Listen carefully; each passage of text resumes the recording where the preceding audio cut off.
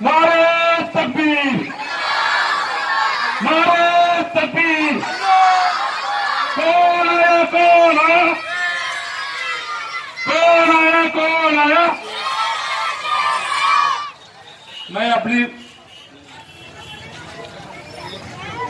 हूँ, मैं दरिया में उतरकर साहिल पर खड़े रहकर। तो इस कौम का मुस्तकबिल है, जिनके पीठ पर कॉलेज के स्कूल के बस्ते होने चाहिए थे, आज वो वलादत से ग़िज़ा तलाशते हैं और उनके पीठ पर कचरे का बैग है। जिन बच्चों के हाथ में कलम और किताबें होना चाहिए थी, वो बच्चे चाय के होटलों में चाय के कप पेश कर रहे हैं, पान की टपरियों पर बैठे हैं। हमारी तारीख इस बात की गवाही है कि इस मुल्क में अमृतसर से लेकर दिल्ली तक ऐसा कोई दरख्त नहीं था, ऐसा कोई झाड़ नहीं था जहां पर हमारे उलमाओं की लाश नहीं थी। हमारे उलमाओं ने ये मुल्क को आजाद किया। प्रोग्राम रखा गया है। स्टेज पे हमारे नायक, हमारे कॉर्पोरेटर जनाब हाजी अयूब जागीरदार साहब, हमारे शहर सदर शारिक नकबंदी साहब, इशाक हाजी साहब, इरशाद हाजी साहब, अबुल आला हाशमी साहब, शेख शेख और अब्दुल रहमान साहब, दाऊद भाई, असरार भाई, निसार कादरी और यहाँ आए सभी मेरे भाइयों, बुजुर्गों, दोस्तों, अस्सलाम वालेकुम।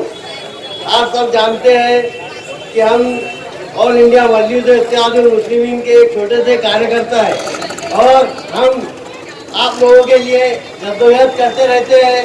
और अब हमारे जो भाई लोग हैं, जो हमारे बच्चे, बुजुर्ग और जो पढ़ना चाहते हैं, हमारे छोटे बच्चे, उनके लिए मुस्लिम आरक्षण के लिए हम आवाज़ उठा रहे हैं। और उसके तहत 11 तारीख के दिन, दिसंबर 11 तारीख को हमें मुंबई जाना है। तो हम आप सबसे ये अपील करने आए हैं कि आप सब भी कोशिश करिए हमारे साथ चलने के लिए। जिसके पास गाड़ी है वो गाड़ी लेकर आइए, जिसके पास गाड़ी नहीं है वो ट्रेन से भी आ सकता है। और जो नहीं आ सकते तो मैं उनसे ये चाहता हूँ कि वो हमारे लिए दुआ करें, ताकि हम जो ये प्रोग्राम रखना चाह रहे हैं, ये प्रोग्राम के तहत ये सरकार को बताना चाह रहे हैं कि मुसलमान कितने बैकवर्ड है, मुसलमान कितने पीछे है। तो इसलिए हमें भी आरक्षण मिलना चाहिए। 5% क्यों नहीं होता है, लेकिन हमें आरक्षण देना चाहिए। इसके तहत हमारे खासदार इम्तियाज अली साहब ने ये प्रोग्राम रखा है। तो ये प्रोग्राम 11 तारीख के दिन होने जा रहा है मुंबई के अंदर। इसलिए आप सबसे अतुन गुजारिश करता हूँ कि ये बात आपके रिश्तेदारों को, आपके भाइयों को ये पहुँचाइए कि भाई देखिए, कुछ तो भी टाइम निकाल कर थोड़ा सा हमारे साथ दीजिए, ताकि मुस्तकबिल में हमारे बच्चों के लिए हमने कुछ करे, ये आपको एहसास होना चाहिए।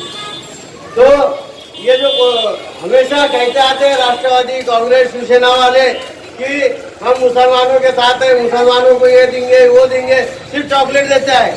जब ये सत्ता में थे तो ये बीजेपी जब सत्ता में थी तो कांग्रेस और राष्ट्रवादी वाले कहते थे कि मुसलमानों को आरक्षण मिलना चाहिए।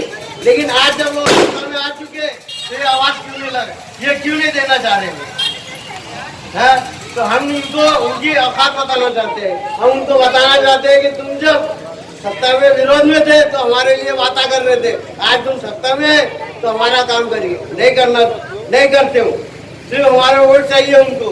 बाकी आप सब समझदार हैं, आपको पता होना चाहिए कि हर टाइम आपके लिए मस्जिद इत्तेहादुल मुस्लिमीन मैदान में आती रही है और आती रहेगी। आपको ये एहसास दिलाना चाहते हैं कि आपके बच्चों के मुस्तकबिल के लिए ये आरक्षण बहुत जरूरी है।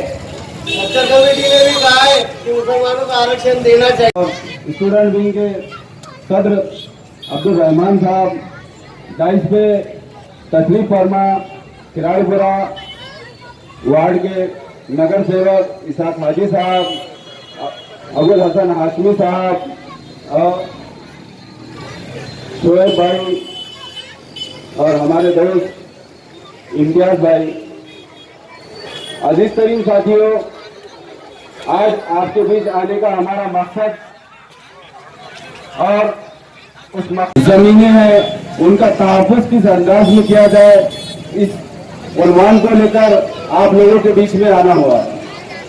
अजीज तरीन साथियों, सबसे पहले मैं खासदार इम्तियाज जलील साहब और डॉक्टर गफार कादरी साहब और सदर शारिक नक्शबंदी साहब, इनका शुक्रिया अदा करता हूं कि इन्होंने इस अहम तरीन मुद्दे को अपने एजेंडे पर लेकर बड़ी कामयाबी के साथ इसको हल निकालने की तरफ रास्ता निकाल चुके हैं और इस मंजिल की तरफ हमें बढ़ना है।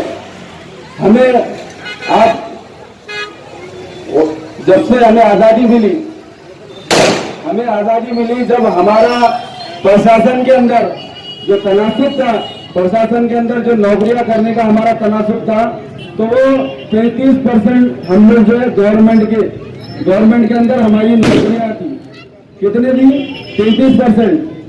हम हुकूमत करने वाली कौम, मुसलमान एक हुकूमत करने वाली कौम आज किस दहाने पे आकर पहुंच चुकी है।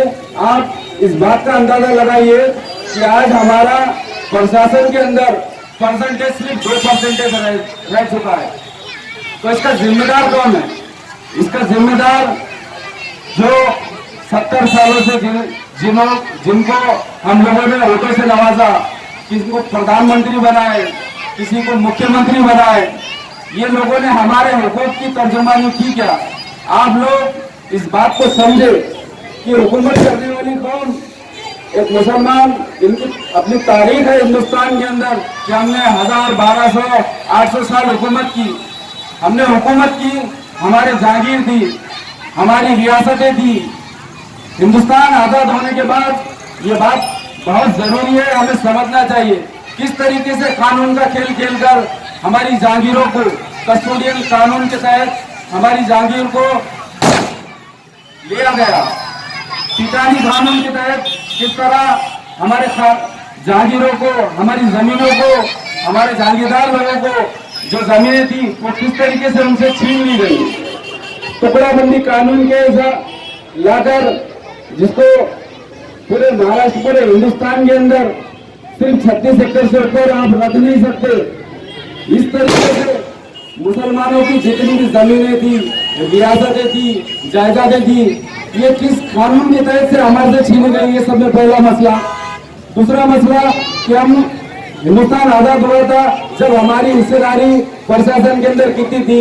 33%। आज कितनी है? 2%। इसके जिम्मेदार कौन? और सब में अहम बात यह है कि हमारे रिजर्वेशन, जब हाईकोर्ट बोल रहा है कि भाई मुसलमानों को जात की बुनियाद पर नहीं, उनके इकोनॉमिकल बैकवर्डनेस के बुनियाद पर, उनके माशी बैकवर्डनेस के बुनियाद पर, उनके एजुकेशन बैकवर्डनेस के बुनियाद पर रिजर्वेशन देना चाहिए। हाईकोर्ट की इस बात को सरकार क्यों तस्लीम नहीं करी? रैली का हिस्सा बनना है और अपने हुकूक को, भीख का कटोरा लेकर मुंबई नहीं जा रहे, बल्कि अपने हुकूक को मांगने जा रहे हैं।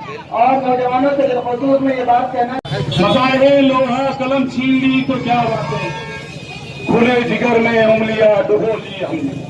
अल्लाह हाफिज, खुदा हाफिज, अपनी जगह ले। बहुत बहुत शुक्रिया अली जनाब अर्जुन नाइकवारी साहब।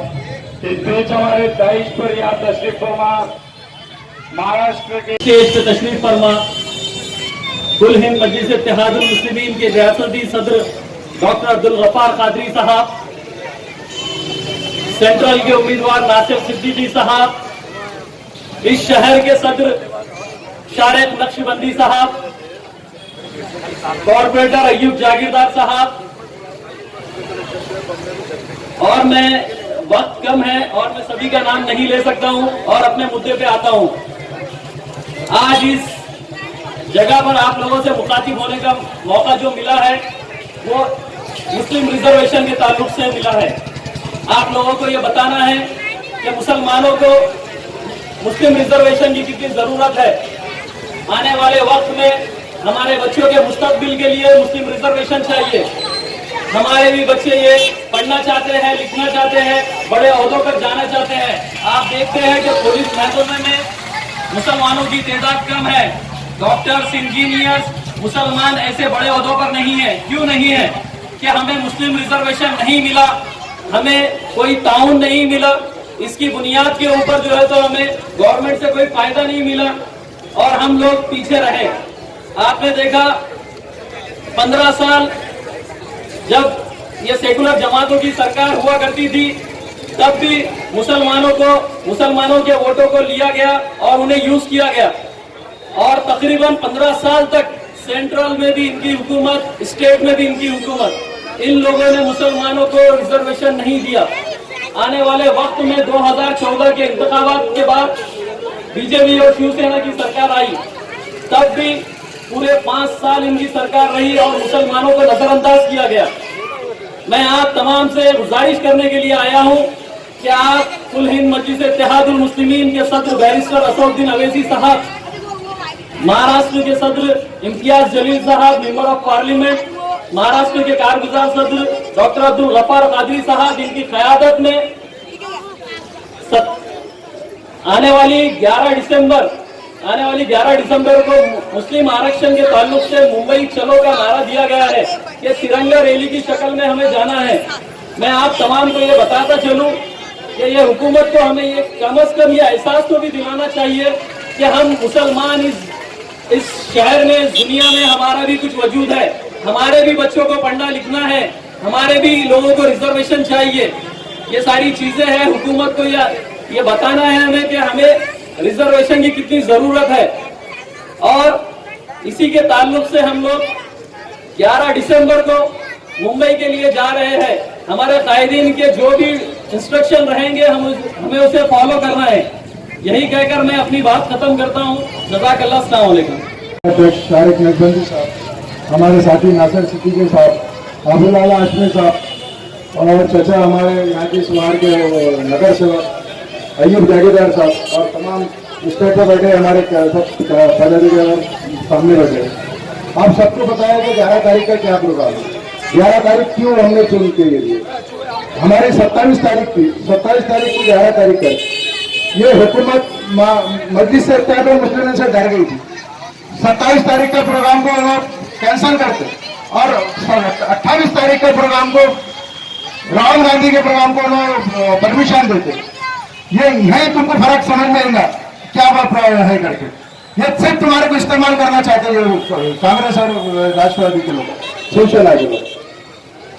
आपको तय करना है तो क्या करना चाहिए करके हमने हमारे को असदुद्दीन अवैसी साहब, इम्तियाज जलील साहब और डॉक्टर गफ्फार कादरी साहब की क़यादत में महाराष्ट्र के बम्बई के उसमें हमारे को सब पूरी ताकत के साथ में चलना है और हर घर से एक आदमी लेके चलना है ताकि ये सब लोगों को बता दो कि सारी चीजें कर। और दूसरी बात, इससे पहले अभी देखे हमने कि महाराष्ट्र में मराठा समाज के आरक्षण के बारे में मोर्चा निकला, उसमें सब मराठा थे, कांग्रेस के थे, राष्ट्रवादी के थे, शिवसेना के थे, बीजेपी के थे और अदर्स पार्टी के थे। तो हमारे साथ में जितने पूरे हर पार्टी के मुस्लिम वो लोगों ने भी हमारे साथ में जोड़ना चाहिए। अगर ईमान का जरा भी अगर उनके उसमें दिल में अगर ये होगा डर खौफ होगा अल्लाह का, तो ये मुसलमानों के वास्ते आना चाहिए तुम लोगों ने। आप मुसलमानों की बात करते हैं, मुसलमानों से वोट मांगने की बात करते हैं, कांग्रेस को वोट दो, मुसलमानों राष्ट्रवादी को मुसलमान को वोट दो। और जब मुसलमानों की बात आएंगी तो मुसलमानों के साथ में नहीं रहेंगे, बोलेंगे मजलिस के पॉलिटिक्स का एजेंडा। अरे हम पॉलिटिक्स नहीं कर रहे उसमें, हम पॉलिटिक्स नहीं है। 2013 में हमारे भारत में यहाँ पे आम पास में पहला प्रोग्राम दिए थे 13 के अंदर 2013 में, तो जब कौन सी मजलिस थी यहाँ पे। अलहमदुलिल्लाह आज तो औरंगाबाद के अंदर हमारा MP और खास करेंगे ये सारी चीजें। तो मेरे भाइयों आप लोगों से सबसे दरख्वास्त है कि 11 तारीख के दिन हम सब साथ में चलिए और जो नहीं आ सकते यहाँ पे दुआ करिए और एक एक घर में से एक आदमी को निकाल के चलिए। ठीक है, मुझे बोलने का मौका दिया। ऐसे लोगों को बोलना है, आपसे मुखातिब होना है, आपको समझाना है, आपको ये बताना है कि आज के हालात में किस तरीके से हमको चलना है। और भी बहुत से मुकर्रिर है, मैं अपने जज्बात को, अपने एहसासात को आपके दरमियान में रखकर अपनी जगह लेना चाहता हूँ। सबसे पहले तो मुझे बोलने का मौका दिया गया, इसके लिए मैं बड़ा शुक्रगुजार हूँ। और मैं अपनी बात को शुरू करने से पहले बस यही चंद गुजारिशात आपके दरमियान में लेकर आए हैं कि 11 दिसंबर को जिस तरीके से तिरंगा रैली मुसलमानों के नाम पर रखी है, आपको उसमें शिरकत करना है। शिरकत करके आपको ये बताना है कि किस तरीके से हम लोग आज भी रियासत महाराष्ट्र में हमको तबाह ताराज करने के बाद, हमको बर्बाद करने के बाद, यही कांग्रेस और राष्ट्रवादी कांग्रेस की हुकूमत और बीजेपी की हुकूमत में हमको दबाया गया, कुचला गया, फसादात के नाम पर हमको जेलों में डाल दिया गया। यही औरंगाबाद के फसाद के अंदर जो छोटा मोटा फसाद शिवसेना वालों ने किया था, उसके नाम पर हमारे नौजवानों को जेल में डाल दिया गया, हमारी दुकानों को जलाया गया, हमारे बच्चों को जेलों में डाला गया और हमारे माँ बाप को यह बताया गया कि हम लोग हमारे रहम करम पर तुम जिंदगी गुजार रहे हैं। मगर मजलिस इत्तेहादुल मुस्लिमीन की यही क़यादत ने हमको बताया कि नहीं, हम तुम्हारे साथ है। तो यही पैगाम देने के लिए हम लोग आए हैं कि हम लोग आपके साथ है और आपको हमारा साथ देना होगा, आपको हमारा साथ देना होगा। यही गुजारिशात लेकर आपके दरमियान में आए थे, यही चीज आपको कहने आए थे कि हम लोग मुत्तहिद है, हम लोग मुत्तहिद है, हम लोग मुनज़्ज़म है। जैसे कि जिम्मेदारान ने बताया कि हमको हमारे टॉपिक पे बात करना है। आज हमारा ये आलम है कि आज हम हमारी एहतजाज नहीं कर सकते। रसूलुल्लाह सल्लल्लाहु अलैहि वसल्लम की शान में गुस्ताखी होती है तो हम एहतजाज नहीं कर सकते, हम अपनी बात नहीं कर सकते। आज ये रिजर्वेशन का जो जलसा तुम्हारे दरमियान में रखा गया है, तो ये कहने के लिए रखा गया है कि तुम मुत्तहिद हो जाओ, तुम मुनज़्ज़म हो जाओ, तुम एक हो जाओ, तुम नेक हो जाओ। मैं सिर्फ औरंगाबाद के अंदर मुस्लिम नौजवानों को कहना चाहता हूं, मैं आज नौजवान बहैसियत के नौजवान तुमको कहना चाहता हूं कि आओ, आज कौम को तुम्हारी जरूरत है। हर कौम की रीढ़ की हड्डी उसका नौजवान होता है, हर कौम की बुनियाद उसका नौजवान होता है। ऐ नौजवानों उठो, आज वक्त को तुम्हारी जरूरत है। कल ऐसा ना हो कि जब तुमसे सवाल होगा कि हमने तुमको नौजवानी दी थी तो तुमने किन कामों में सर्व की। जब मुसलमानों को तुम्हारी जरूरत थी तो तब तुम कहाँ थे, तो तब शायद तुमको शर्मिंदा ना होना पड़े। आज मैं तुमको यही गुजारिशात लेकर आया था, यही चंद कलमात आपके दरमियान में हम लोग लेकर आए थे कि आओ नौजवानों, आज वक्त की पुकार को देखकर आज हमको मुत्तहिद होना है, आज हमको मुनज़्ज़म होना है। एक सियासी मरकज, एक मरकज सियासी पर हमको जमा होना है। जैसे कि मैंने आपको बताया कि वक्त की कमी है, क़ियादत आपके सामने है। मैं आप तमाम नौजवानों को एक शेर कहकर अपनी जगह लेना चाहता हूँ। मैं हमारे बुजुर्गों से भी कहता हूँ कि निकालो, अपने बच्चों को तैयार करो, सियासत में उनको हिस्सेदारी लेने की बात करो कि निकलो सियासत में जाओ, क्योंकि तुम्हारे मसले मसाइल का हल सियासी रास्तों से गुजरता है। और ये मजलिस इत्तेहादुल मुस्लिमीन का प्लेटफॉर्म तुमको इसका चांस देता है, तुमको मौका देता है कि आओ, शारिक नक्शबंदी साहब की क़ियादत के तले जमा हो जाओ, गफ्फार खादरी साहब की क़ियादत में जमा हो जाओ, इम्तियाज जलील साहब की क़ियादत में जमा हो जाओ, मेरे कायद बारिस्टर सदरुद्दीन ओवैसी साहब की क़ियादत में हमको चलना है। और मैं जैसे कि बता रहा था, एक शेर कहकर मैं अपनी जगह लेना चाहता हूँ कि मैं नौजवानों तुमको कहना चाहता हूँ कि सिखा दो सर चलने का हुनर इन मासूम बच्चों को, सिखा दो सर चलने का हुनर इन मासूम बच्चों को।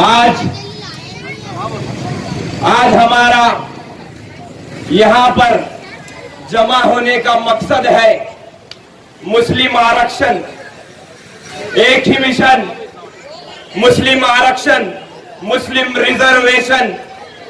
मैं आपको बताता हुआ चलूं कि आज जो हालात है मुसलमानों के, वो आप सब लोग जानते हैं। कोई भी शख्स इससे महरूम नहीं है। कि हम गुर्बत में हैं, हम तकालीफ में हैं, हम परेशानियों में हैं। और ये क्यों है? ये लड़ाई जो मजलिस इत्तेहादुल मुस्लिमीन लड़ने जा रही है, रिजर्वेशन की, आरक्षण की, ये आने वाले मुस्तकबिल के लिए, आने वाली नस्लों के लिए ये लड़ाई अभी तो शुरू हुई है और ये लड़ाई बहुत दूर तक लेके जाना है। और अगर इस लड़ाई में आप हमारा साथ दोगे तो ये लड़ाई बहुत दूर तक भी जाएंगी और ये लड़ाई में हम कामयाब भी होंगे। 2005 में जब सच्चर कमेटी बनाई गई, आप कहेंगे ये सच्चर कमेटी क्या है? ये सच्चर कमेटी मुसलमानों की बेहतरी के लिए बनाई गई। चाहे सच्चर कमेटी हो, चाहे मिश्रा कमेटी हो, चाहे महमूदुर रहमान कमेटी हो, इन्हें बनाया इसलिए गया था कि आप हिंदुस्तान का सर्वे करो, देखो मुसलमान के क्या हालात हैं। और जब 2006 में महज 1 साल के बाद जब ये कमीशन, ये कमेटीज, ये तंजीमें जब सरकार को रिपोर्ट पेश करती है तो उस रिपोर्ट में कहा जाता है मुसलमानों के हालात आज दलितों से भी बदतर हो चुके हैं। ये शर्म की बात है, ये अफसोस की बात हर मुसलमान के लिए जो अपने सीने में धड़कता हुआ दिल रखता है। शर्म की बात। इस लिहाज से जब ये कमीशन ने कहा कि मुसलमानों को रिजर्वेशन, आरक्षण देना चाहिए, सरकार ने कुछ नहीं किया, हुकूमत हिंदुस्तान ने कुछ नहीं किया। हाई कोर्ट ने कहा, जो नाए मंदिर रहता, हाई कोर्ट ने कहा मुसलमानों को रिजर्वेशन देना चाहिए, बल्कि दे दो। क्या वजह रही होंगी? क्या वजह रही होंगी? मैं हुकूमत महाराष्ट्र से मिल्लत इस्लामिया का बेटा सवाल करता हूं, जब आप सत्ता में थे 15 साल आपने मुसलमानों के वोटों को सिर्फ इस्तेमाल किया और हुकूमत बनाई, मंत्री बने, संतरी बने, मुसलमानों को क्या मिला? वही ऑटो रिक्शा, वही पानी की टपरी, वही सलील जिल्लत की जिंदगी। मैं कहना चाहता हूं कि मुसलमानों ने तालीम में अपने आप को डालना चाहिए कि हम नहीं चाहते कि हमारे ये बच्चे IAS ऑफिसर बने, IPS बने। जी हां, बिल्कुल चाहते हैं। तो आपको पूरी कौम के लिए जो 11 दिसंबर को तिरंगा रैली रखी गई, चलो मुंबई, तो आपको वहां पर आना होगा। जो बुजुर्ग वहां नहीं आ सकते, उन्हें दुआएं करना होंगी मुसलमानों के हक में। मैं बस थोड़ी सी बात करके अपनी बात खत्म करूं। 1858 की बात है, 1858। मुहिबान मजलिस, अस्सलाम वालेकुम रहमतुल्लाहि व बरकातहू। मुझे मालूम है कि आप जिस शख्स को सुनने के लिए बेचैन हैं वो शेर महाराज इम्तियाज जलील साहब है। मैं बहुत मुख्तसर सा वक्त में आपके सामने अपनी बात रख के जगह लूँगा इंशाअल्लाह। मेरे नौजवान दोस्तों, मजलिस इत्तेहादुल मुस्लिमीन सिर्फ इलेक्शन के वक्त वोट मांगने के लिए आपके दरमियान नहीं आती है। रिजर्वेशन जो एक मूवमेंट शुरू किया गया है बैरिस्टर असदुद्दीन ओवैसी साहब के हुक्म पर जनाब इम्तियाज जलील साहब की क़यादत में, दरअसल मजलिस इत्तेहादुल मुस्लिमीन का मकसद है कि इस मुल्क में और इस महाराष्ट्र में जैसे दिगर बरादरान वतन के लोग तालीम हासिल कर रहे हैं, उनके बच्चे तालीम हासिल कर रहे हैं, आला तालीमी इदारों में तालीम ले रहे हैं, सरकारी नौकरियां हासिल कर रहे हैं। हम चाहते हैं कि अब बहुत इंतजार हो चुका है, 70 साल का वक्फा गुजर चुका है, अब हम रिजर्वेशन के जरिए अपना हक हासिल करें। मेरे नौजवानों और बुजुर्गों, मैं एक बात आपको दावे से कह सकता हूं कि इस वक्त अगर मैं कहूं कि बताओ कितने लोग हैं जो सरकारी नौकरियों पर यहाँ मौजूद है, जो सरकारी नौकरियों पर हैं, कितने लोग हैं कि जिनके बच्चे MBBS, इंजीनियरिंग और दीगर कॉलेजेस, बड़े कॉलेजेस में तालीम हासिल कर रहे हैं, तो मैं समझता हूं कि शायद 2 या 4 हाथ उठेंगे। मजलिस इत्तेहादुल मुस्लिमीन का यही मकसद है, वो चाहते हैं कि इस रिजर्वेशन के जरिए हम अपने बच्चों को आला तालीमी इदारों में भेजें, इस रिजर्वेशन के जरिए हम अपने समाज की माशी नाबराबरी को दूर करें, हम इस रिजर्वेशन के जरिए सरकारी नौकरियां हासिल करना चाहते हैं। मेरे नौजवानों, मजलिस इत्तेहादुल मुस्लिमीन कि हमारे कायद बैरिस्टर असदुद्दीन ओवैसी साहब का एक ख्वाब है, वो चाहते हैं कि इस मुल्क का हर मुसलमान नौजवान, इस मुल्क का हर मुसलमान बच्चा दिगर कौमों के बच्चों की तरह अच्छे तालीमी इदारों में पढ़े। हम सिर्फ इस मुल्क में दूसरे दर्जे का शहरी बनकर रहना पसंद नहीं करते, जबकि आप जानते हैं कि 2014 से पहले क्या आपने कभी सोचा था, आपके कभी वहम और गुमान में ये बात थी कि आप अपनी क़यादत को खड़े कर पाएंगे? क्या आप कभी सोचा था कि आप दिल्ली में अपना नुमाइंदा भेज पाएंगे? नहीं सोचा था। ये अल्लाह रब्बुल इज्जत का एहसान है मेरे नौजवानों और बुजुर्गों कि जिसने बैरिस्टर असदुद्दीन ओवैसी जैसी शख्सियत हमारे शहर औरंगाबाद को भेजा, और उन्होंने जो हौसला, जो जज्बा और जो एतमाद हमारे अंदर भरा, आपने उसको 2014 में साबित किया, आपने उसको 2019 में साबित किया। आज आप अपने दिल पर हाथ रखकर पूछिए कि आपको अच्छा नहीं लगता, कि आपके अंदर एतमाद और हौसला नहीं होता कि हमारी लीडरशिप मौजूद है जो किसी भी बुरे वक्त में हमारे साथ खड़े रह सकती है। मेरे नौजवानों, हमको अभी इम्तियाज जलील साहब को सुनना है। मैं बहुत ज्यादा तफसीली बात ना करते हुए बस आपको ये बताता चलूं कि हम मुंबई रवाना हो रहे हैं इंशाल्लाह 11 दिसंबर को। 11 दिसंबर को हम बड़ी तादाद में तकरीबन महाराष्ट्र के 36 अजला से निकलने वाले हैं।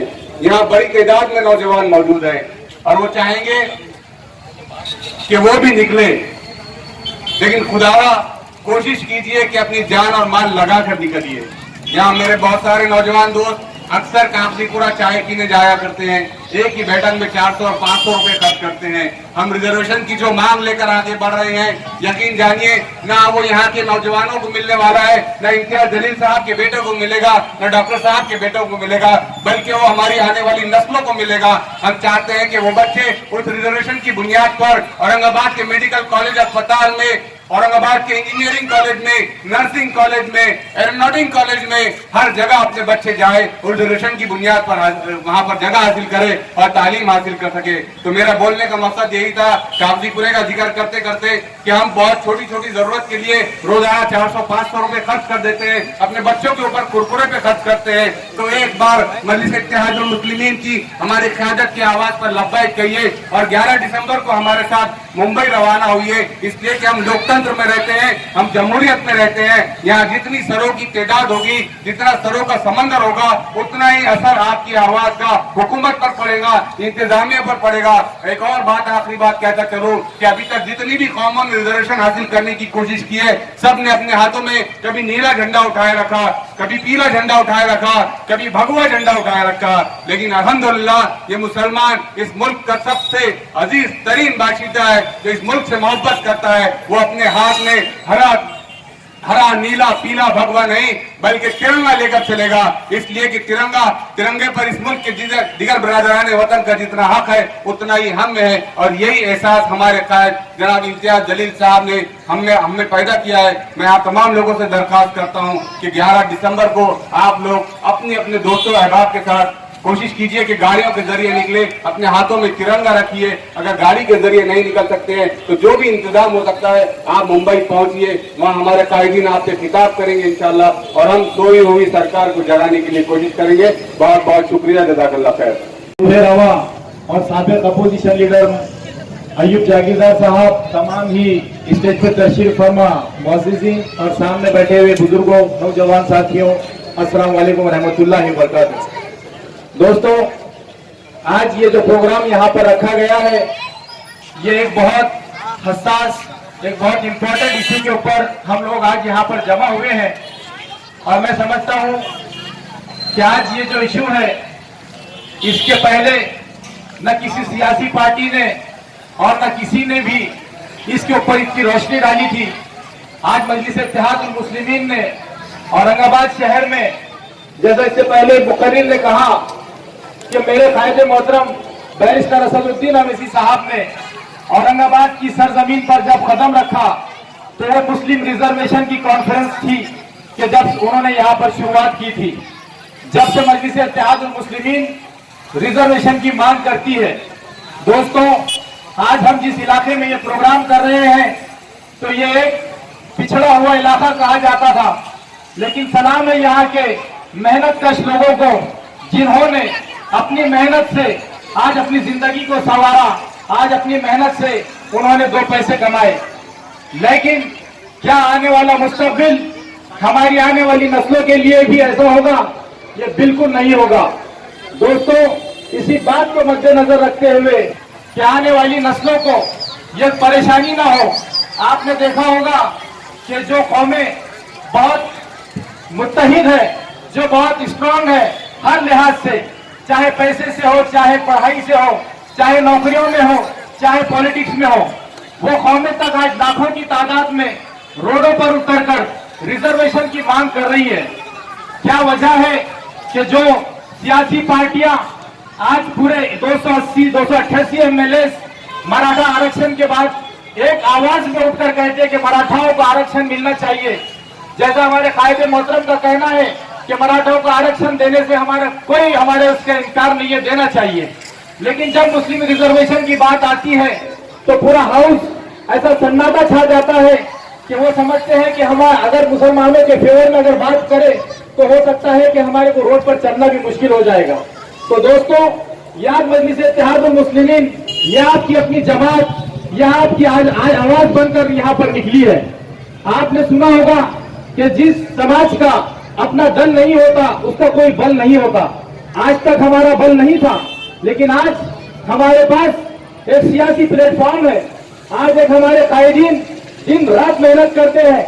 बैरिस्टर असदुद्दीन अवैसी साहब हो, इम्तियाज जलील साहब हो या डॉक्टर अब्दुल गफ्फार कादरी साहब हो, वो लोग आज सियासी तौर पे मजबूत करने के लिए आप लोगों के बीच में आते हैं। मैं आप तमाम का शुक्रिया इसलिए भी अदा करूंगा कि इससे पहले कई इलेक्शन जो हुए आपने तमाम ने मजलिस इत्तेहादुल मुस्लिमीन का भरपूर ताउन किया।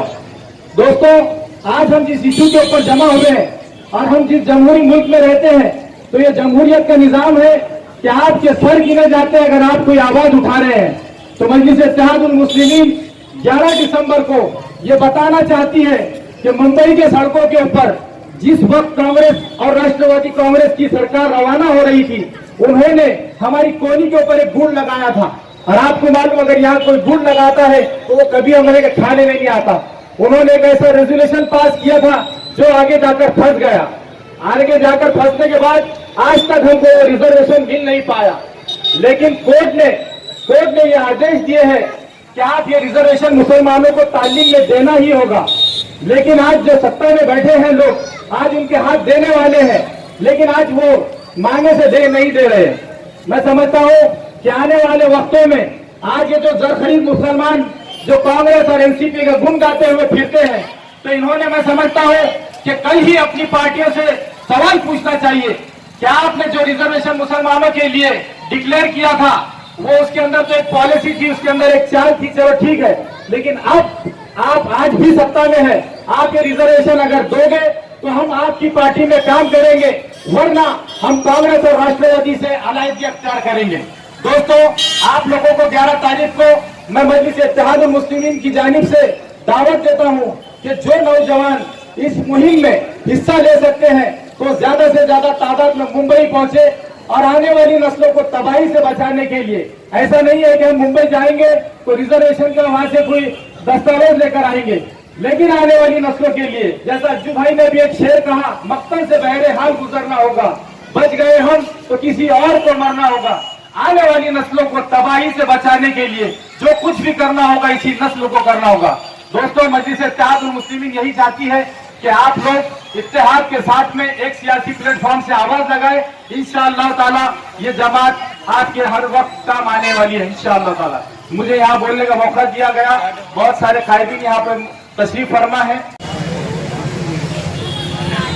अरे जनाब, इरादे जिनके चट्टान हुआ करते हैं, इरादे जिनके चट्टान हुआ करते हैं, रास्ते उन्हीं के आसान हुआ करते हैं।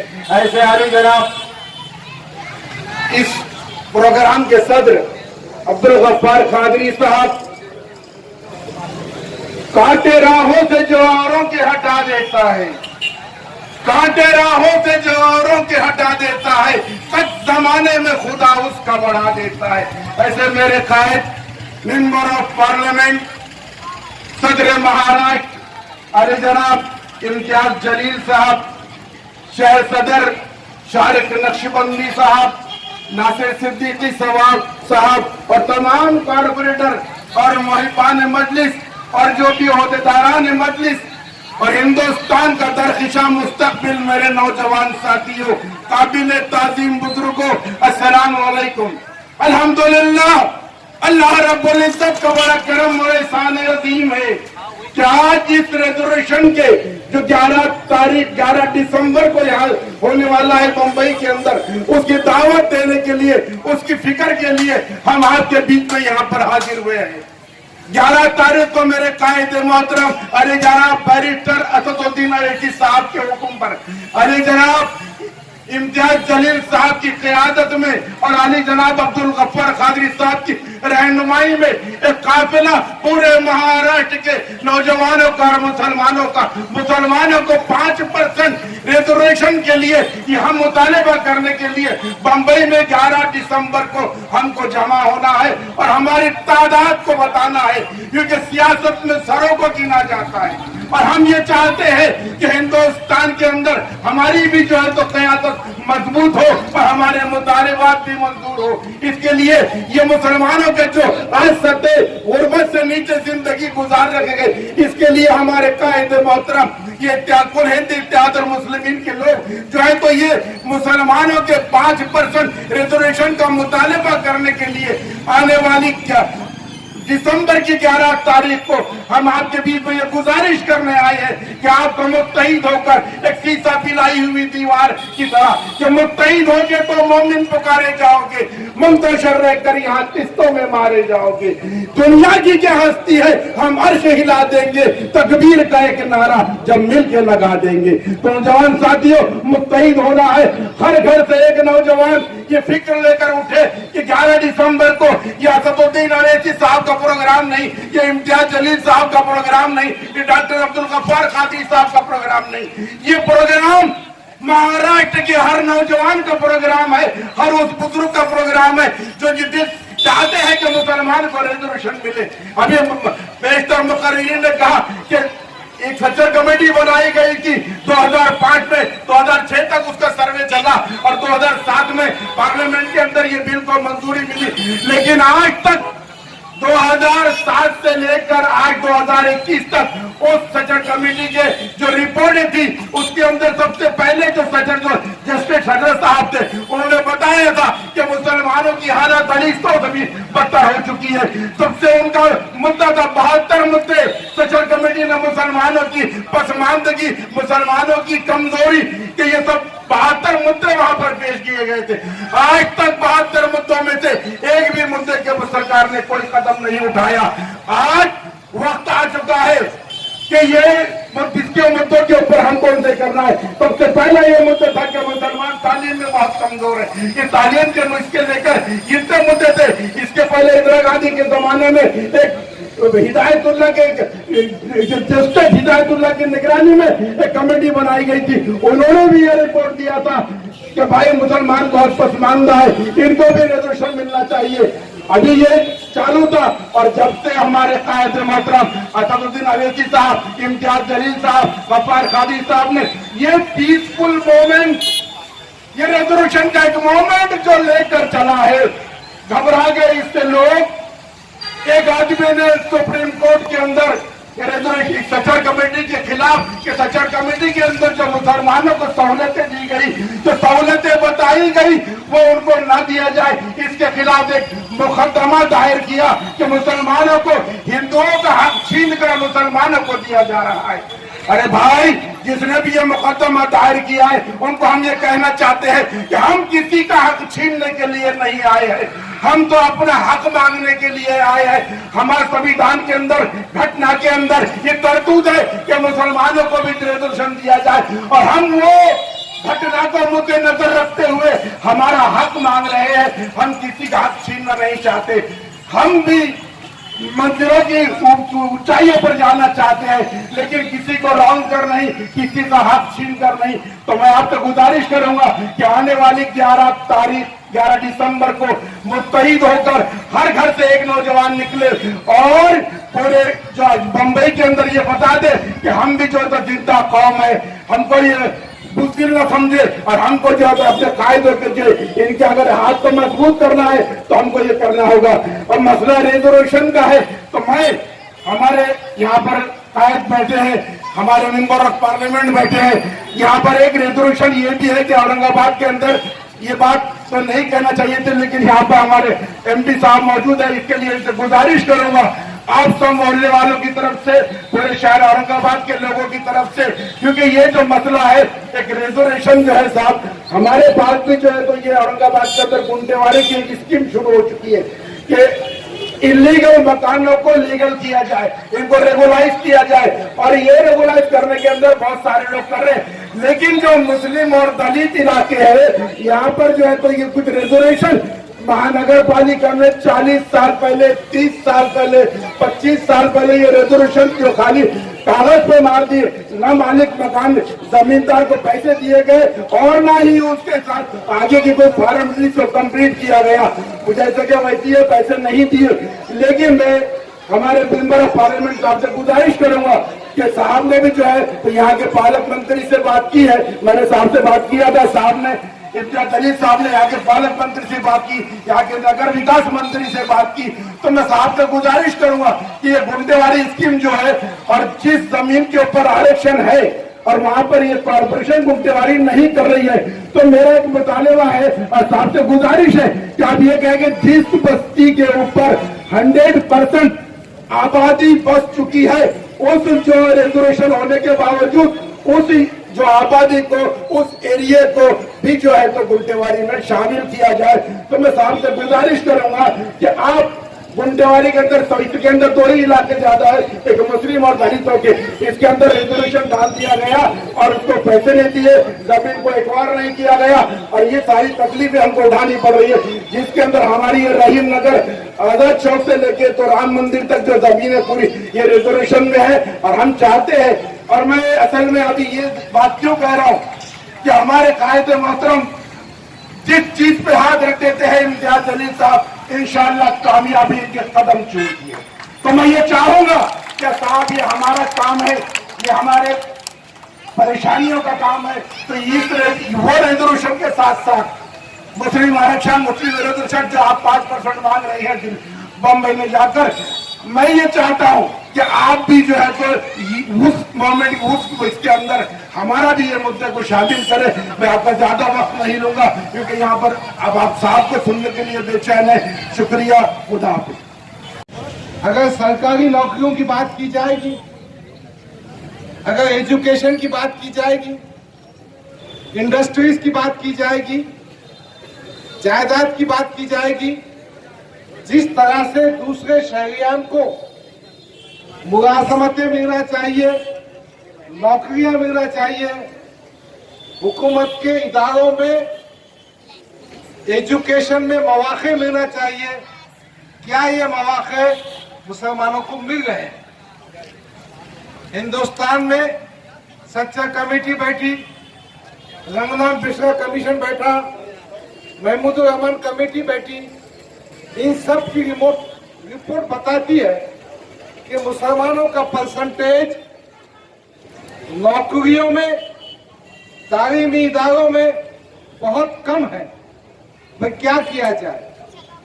जिस तरह से दूसरे अक़वाम को, दूसरी जातियों को रिजर्वेशन के माध्यम से उनकी कमजोरी को दूर किया गया, उसी तरह से मुसलमानों को रिजर्वेशन देना चाहिए। तो पहली बात ये हुई कि मुसलमानों का रिजर्वेशन देना चाहिए, मुख्तलिफ कमेटीज ने, मुख्तलिफ कमीशन ने कहा। दूसरी बात, अभी यहाँ पर बात कही गई कि किसानों ने एक साल एहतजाज किया, उनके एहतजाज के नतीजे में मरकजी हुकूमत ने उनकी बातें मान ली। बात सही है, मगर सच्ची बात यह है, मोदी को समझ में आया, बीजेपी को समझ में आया, अगर किसानों की बात नहीं सुने तो उत्तर प्रदेश में, उत्तराखंड में, पंजाब में उनका बेड़ा गर्क, उनका गेम हो जाता। तो उनकी कुर्सी धोखे में आई। मुस्लिम रिजर्वेशन के माध्यम से हमको ये बताना होगा कि जो इख्तियार में बैठे हैं, अगर हमको रिजर्वेशन नहीं देंगे तो यकीनन ये तमाम जनता अपने बिरादर वतन के साथ उनको कुर्सी से हटाएंगे। तो हमारी मांग ये है कि हमको रिजर्वेशन दो, वरना कुर्सी छोड़ दो। दूसरी बात, ये रिजर्वेशन का जो जलसा आम मुनाकिद होने जा रहा है, उसमें दूसरा अहम मसला है मुसलमानों की औकाफी जायदाद का। कई हजार कोटी की जायदादें हुकूमत के इदारों के अंदर में है, धरना सेठों के पास है, पॉलिटिशियन के पास है। इस अधिवेशन में इस बात की मांग भी की जा रही है कि औकाफी जायदादों को गैर कानूनी कब्जे से बाहर निकाला जाए। इम्तियाज जलील साहब जब से वक्फ बोर्ड के मेंबर बने, उन्होंने बहुत कुछ काम किया। जहां पर जमीनात की हेराफेरी की गई, उन पर एफआईआर दर्ज किया गया। हम चाहते हैं औकाफ का इदारा मजबूत हो, मुसलमानों को इससे माशी इस्तेहकाम मिल सके, हमारी जायदादें जो गरीब मुसलमानों के लिए वक्फ की गई है उसका फायदा उन तक पहुंचे, ये भी दूसरा अहम मसला। बहरहाल 27 तारीख नवंबर की तय पाई थी, मगर महाविकास अघाड़ी की हुकूमत ने अपने दबाव में पुलिस परमिशन नहीं दिया। अब हमारे कायद ने, बैरिस्टर असदुद्दीन अवैसी साहब ने, इम्तियाज जलील साहब ने ये तय किया है कि हम 11 दिसंबर की परमिशन मांग रहे हैं। तुम परमिशन दो या परमिशन ना दो, हम तो बंबई जाएंगे, रिजर्वेशन की मुहिम को कामयाब करेंगे। बहरहाल यही गुजारिश करने आपकी खिदमत में हाजिर हुआ था। वक्त की तंगी है, मुलाकातें होती रहेगी। मैं डायरेक्ट मोहतरम इम्तियाज जलील साहब को दावत देता हूं कि वो माइक पर आकर आपसे मुखातिब करें। मजलिस इत्तेहाद मुस्लिमीन जिंदाबाद। सवाल करने के लिए जब हम मुंबई आने के लिए पत्र दिए तो जवाब में कहा गया कि नहीं, आप आ नहीं सकते, आपको परमिशन नहीं है। कुछ दिन पहले क्रांति चौक से गुलमंडी तक शिवसेना मोर्चा निकालती है महंगाई के खिलाफ, परमिशन लेती है, कोई परमिशन नहीं है उनके पास। भारतीय जनता पार्टी नागपुर के अंदर आंदोलन करती है, मोर्चा निकालती है, परमिशन है उनके पास, बिना परमिशन के किया जाता है। अजीत पवार साहब पिछले हफ्ते पुणे में 3 जलसों को संबोधित करते हैं, बड़े बड़े जलसे ऑर्गेनाइज किए जाते हैं, परमिशन है। हम तो परमिशन मांग रहे तो हमसे कहा जाता है कि नहीं कोरोना है, कोरोना है, हम आ नहीं सकते। हमने कहा कि चलिए हम नहीं आएंगे 27 तारीख के दिन। आप कहते हैं, हम आपका सम्मान करते हैं, हम आदर करते हैं, हम इसे कुछ दिन के लिए आगे बढ़ा देते हैं। दूसरे ही दिन हम वहां की पुलिस को, प्रशासन को पत्र देते हैं और हम उनसे कहते हैं कि हम 15 दिन के बाद की एक डेट आपको देते हैं। लेकिन हमें मालूम है कि इतनी आसानी से तो वो हमें आने नहीं देंगे। इसलिए नहीं आने देंगे क्योंकि हम उनसे कुछ कड़वे सवाल करने वाले हैं, उनको आईना दिखाने वाले हैं, हम उनको हकीकत बताने वाले हैं, उनसे सवाल करने वाले हैं। हमें आने तो नहीं देने वाले हैं। और कौन लोग नहीं जो सत्ता में बैठे हुए हैं, वही लोग हमें रोकने वाले हैं। इस महफिल के अंदर हो सकता है कि आप कांग्रेस के करीब हो, कोई राष्ट्रवादी कांग्रेस के करीब है, कोई समाजवादी पार्टी से जुड़ा हुआ है, लेकिन मेरे भाइयों, हम अगर वहां जा रहे हैं, हम आपको दावत दे रहे हैं, तो यह नहीं कह रहे कि मजलिस आपको लेकर जा रही है या मजलिस का मोर्चा है या मजलिस ये आंदोलन करने वाली है। हमको वहां पर इकट्ठा होना है तो ना कांग्रेसी बोलकर, ना राष्ट्रवादी बोलकर, ना समाजवादी पार्टी बोलकर और ना मजलिसी बोलकर वहां पर हमें इकट्ठा होना है, तो सिर्फ मुसलमान बोलकर इकट्ठा होना है। इलेक्शन आएगा, आपको जिसका मफलर आपको अपने गले में डालना है आप डालिए, जिस पार्टी का झंडा आपको पकड़ना है आप पकड़िए, लेकिन एक बार हम सबको मुसलमान होना पड़ेगा और मुसलमान होकर हमें जाना पड़ेगा। उस पत्रकार ने जो सवाल किया, अगर उस पत्रकार को यह मालूम है कि यह कौम कैसे आ सकती है, यह तो बटी हुई है, इसे क्या लेना देना है, अपने बच्चों के मुस्तकबिल के बारे में वो जानता है, इसीलिए उस सवाल के अंदर उसने हमारे मुंह पर एक तमाचा मारा। अब हमको यह दिखाना है कि हम आपसे इजाजत लेंगे, आपसे इजाजत लेकर हम मुंबई आएंगे, गाड़ियों में आएंगे। हो सकता है कि आपको अपना कारोबार बहुत प्यारा है, एक दिन के लिए आपको अपने कारोबार की कुर्बानी देनी पड़ेगी, अपने धंधे की कुर्बानी देनी पड़ेगी, अपनी नौकरी की कुर्बानी देनी पड़ेगी एक दिन के लिए। जो आ सकते हैं आइए, जो नहीं आ सकते हैं, जो चलना चाहता है उसकी मदद करिए। कहिएगा कि मैं नहीं आ सकता हूं, लेकिन इन 4 बच्चों को पहुंचाने की जिम्मेदारी मेरी रहेगी, क्योंकि हम अपने जाती मफाद के लिए नहीं जा रहे। बहुत सारे राजनीतिक पार्टी के लोग ये पूछेंगे तुमसे, हमसे, ये इलेक्शन आने वाले हैं, ये इतनी देर से क्यों और ऐसे ही वक्त में क्यों? जब तवा गर्म होता है तभी रोटी बनाई जाती है। बिल्कुल सही है, वो दोबारा आपके पास आएंगे, दोबारा ऐसी महफिल सजाएंगे। हम आपको नींद से बेदार कर रहे हैं और हम आपसे ये कह रहे हैं कि उन सब से पूछो, उन सब से ये सवाल करो कि मैं तुम्हारा साथ दूंगा, तुम मेरी कौम का साथ दो।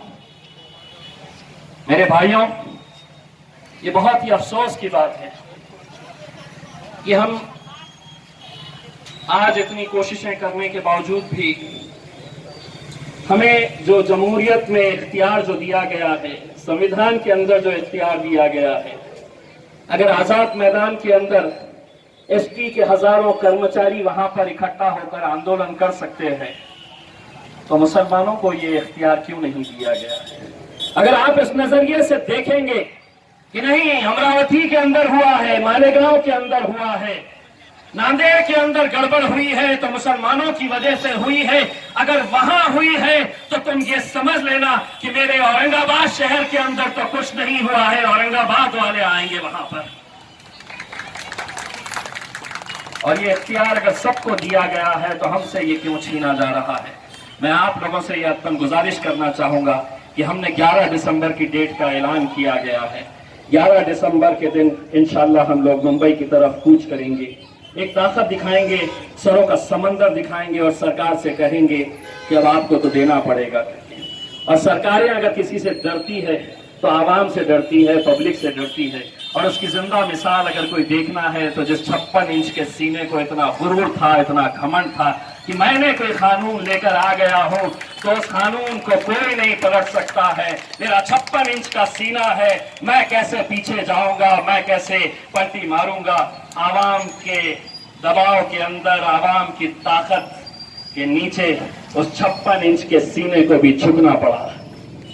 और अगर आप लोग निकलेंगे तो मैं आपको यकीन दिलाता हूं कि आपके बच्चे, आपके बच्चों के बच्चे भी याद रखेंगे कि मेरे बाप ने, मेरे दादा ने, आज अगर मैं डॉक्टर बना हूं, इंजीनियर बना हूं, आज मैं एक अच्छा अफसर बना हूं तो उन लोगों ने मेरे लिए कुर्बानियां दी थी। वो लोग सड़कों के ऊपर उतरे थे, इसीलिए आज ये मुमकिन हुआ। इसीलिए हाथ जोड़कर मैं आप लोगों से ये गुजारिश करना चाहूंगा मेरे भाइयों कि आप लोग ये पैगाम दूर दूर तक पहुंचाइएगा और इंशाल्लाह 11 दिसंबर के दिन हम सब एक साथ मिलकर जाएंगे। बहुत बहुत शुक्रिया।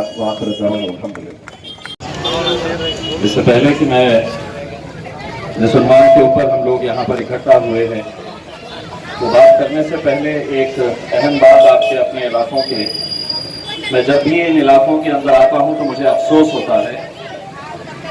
और अफसोस इसलिए होता है कि जिस शहर के अंदर पानी की इतनी किल्लत है कि जहाँ पर पानी के लिए लोग तरसते हैं, एक बकेट पानी मिल जाए।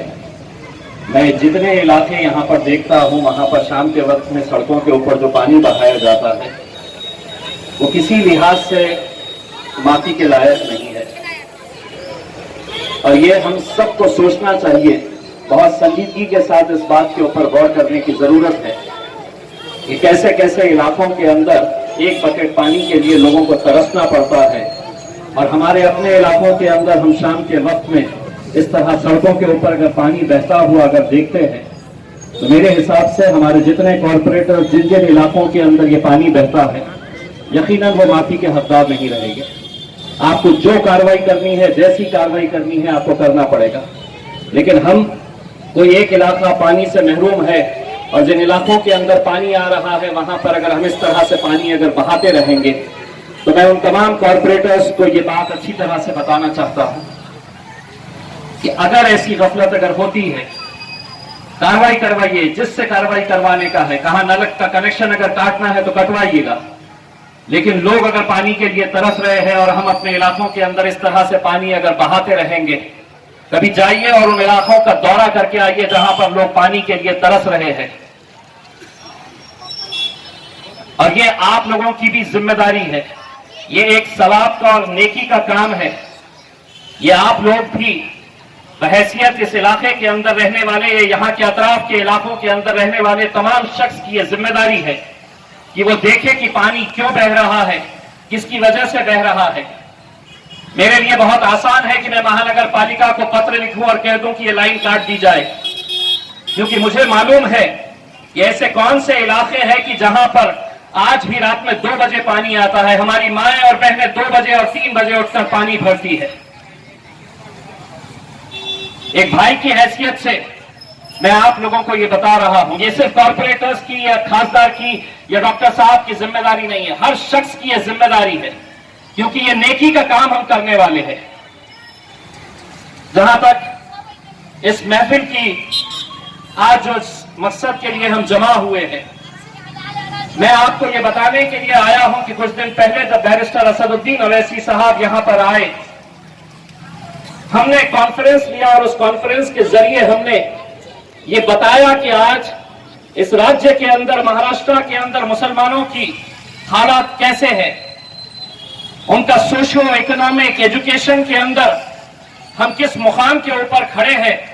बड़े अफसोस के साथ ये कहना पड़ता है तमाम जाति, धर्म और मजहब को ले ले, मुसलमानों का नंबर सबसे नीचे आता है। अगर एजुकेशन की अगर हम बात करते हैं, सबसे नीचे आता है।